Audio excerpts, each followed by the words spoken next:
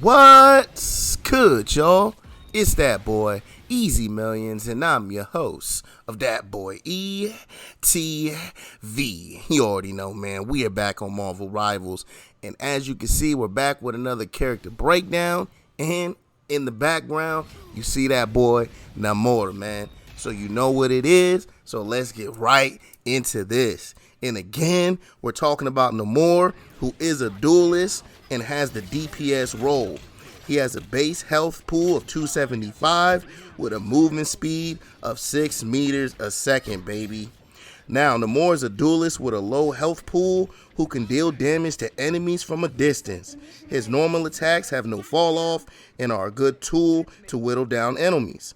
Namor is by no means a hard champion to play.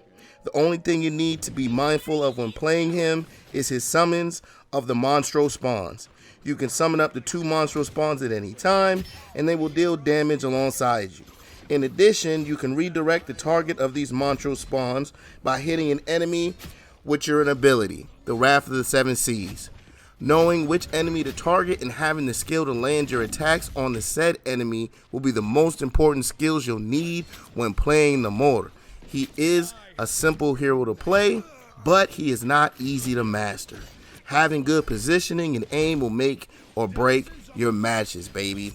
So with Namor, man, ultimately playing him, he really does feel fun, but the only bad thing I would have to say is with his normal attack, which we're about to get into, you are kind of relegated to basically sitting in the back and being a glorified Trident turret. But, you know, with all that aside, he is still fun to play. So let's go ahead and get into his normal attack, which is called the Trident of Neptune. And with this, you throw the Trident forward, reducing Aquatic Dominion's cooldown upon enemy impact. Critical hits cause Monstro spawns to enter a berserk state, gaining increased attack speed. This is a projectile with an arc trajectory. The damage is 70. The projectile speed is 120.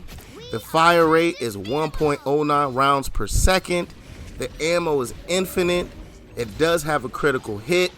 And the Aquatic Dominion charge per hit is 0.084, man. Now, as you can see, when you're hitting your basic 275, 250, 300, you're probably going to need between 4 to 6 of these shots in order to kill them. Now, with the speed of the Trident throw, it actually is at a good speed in my opinion, so you shouldn't have too hard of a time actually hitting your shots. But you do want to make sure that you are aiming for the head to get those critical hits to help put your spawns in berserker state, and you want to make sure you get hits to keep your Aquatic Dominion cooldown as low as possible, man.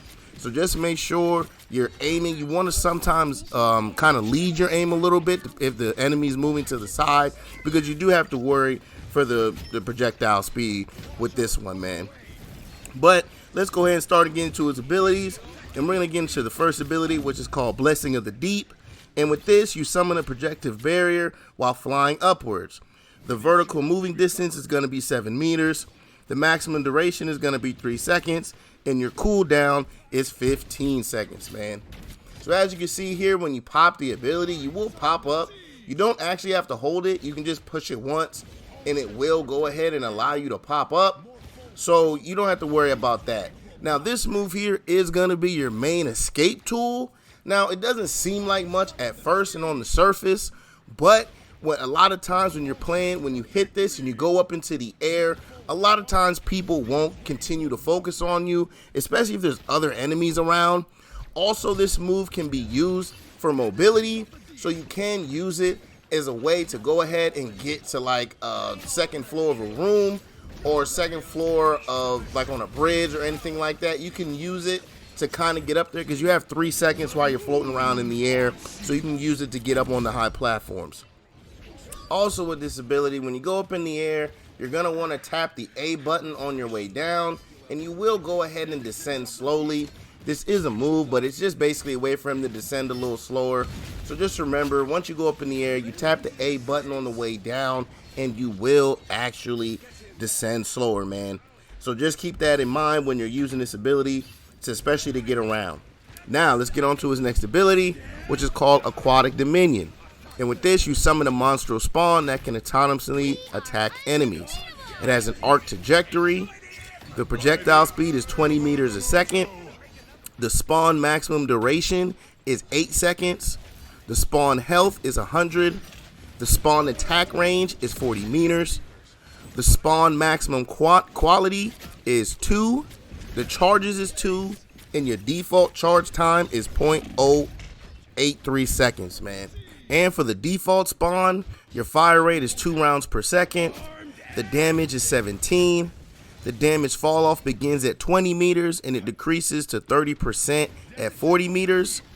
And for the enhanced versions, which we'll talk about with the team ups, the duration is 2 seconds. The spawn rate is 5. The damage is 11.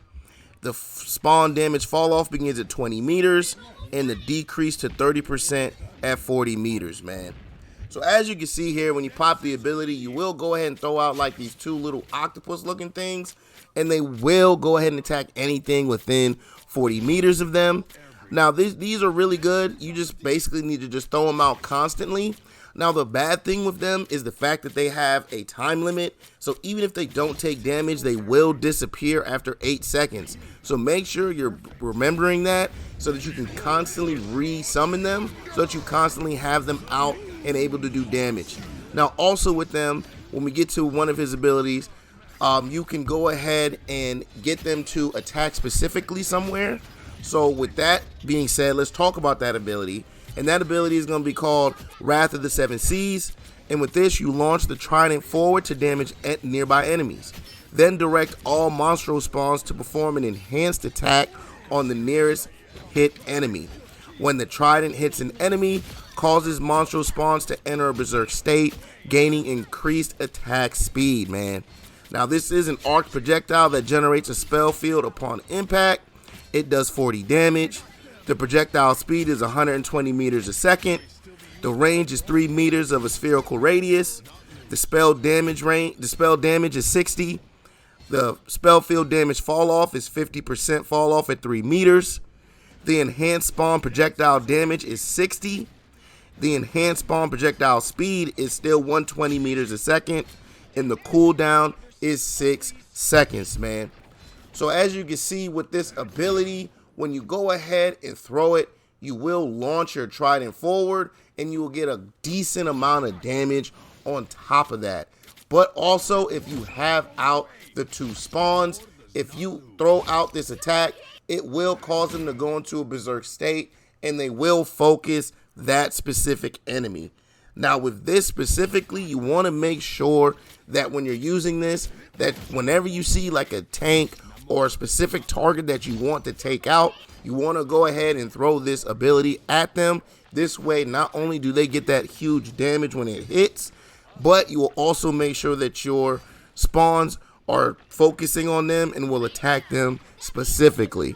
So make sure you're always constantly having your spawns out and then using your Wrath of the Seven Seas to go ahead and make sure they focus on people like tanks and specific targets, man. Now, we got to get into his final ability, which is going to be his ult, and this is going to be called the Horn of Proteus. And with this, you summon Giganto to leap atop enemies within range and also disabling their mobile abilities. This is a cylindrical spell field. The maximum distance is going to be 30 meters. The range is a cylindrical spell field within the inner circle radius of 3 meters and an outer circle radius of 8 meters and a height of 3 meters. The hit delay on it is going to be 1.5 seconds. The damage for the inner circle is 500, and for the outer circle, it's going to be 200. The immobilized duration is going to be 1.5 seconds, and the energy cost is 3,100, man. Now, as you can see, when you pop this ult, you will see a big pool come out onto the map here, and you will see the 2 circles. And when you go ahead and call it, you will see Giganto land down, and it will stun any enemies that it hits and happens to survive. So with this ability here, I believe that his ult is actually very, very good, especially when enemies are grouped up. And a lot of times you will have your enemies grouped up. So make sure when you pop this, You want to try to focus that inner circle again on your bigger targets like the tanks or specific people. This way they take most of the damage. But at the end of the day, you will make sure to get them with that knockdown, and that alone can sometimes send them boys to the grave, baby. Now, the last thing we need to talk about with Namor is going to be them team-up abilities, and his is going to be with Luna Snow. Now, this is going to be called Frozen Spawn, and with this, Luna Snow infuses ice energy into Namor and Jeff, the Land Shark, who then can tap into their ice energy to power up abilities at will. This isn't arc trajectory, a direct hit. The projectile speed is going to be 20 meters a second. The Frozen Spawn maximum duration is 10 seconds. The spawn health is 200. The attack range is still 40 meters. The quantity is still 2. The slow rate is negative 25%. The slow duration is 1 second. The cooldown is 20 seconds. For the spawn fire rate, you got 2 rounds per second. For the spawn damage, you got 25. For the spawn damage fall off, the fall off begins at 20 meters, decreasing to 30% at 40 meters. Now, for the enhanced, or when you basically use your Wrath of the Seven Seas, or you throw the Trident, that duration lasts for 2 seconds. The spawn rate becomes 5 rounds per second. The spawn damage is now 16. The spawn damage fall off begins at 20 meters and decreasing to 30% at 40 meters, man.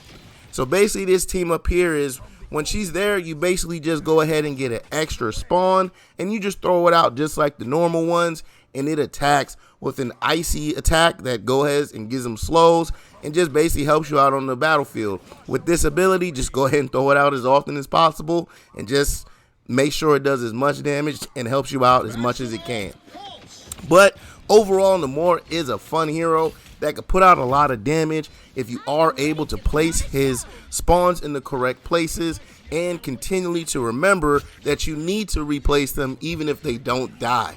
And the downside of him is going to be that you will primarily be in the back line, as his primary attack doesn't really fit up close fighting. So whenever you have someone up close, you're going to want to try to make sure your spawns are down and then probably use that ability to get up out of there, man.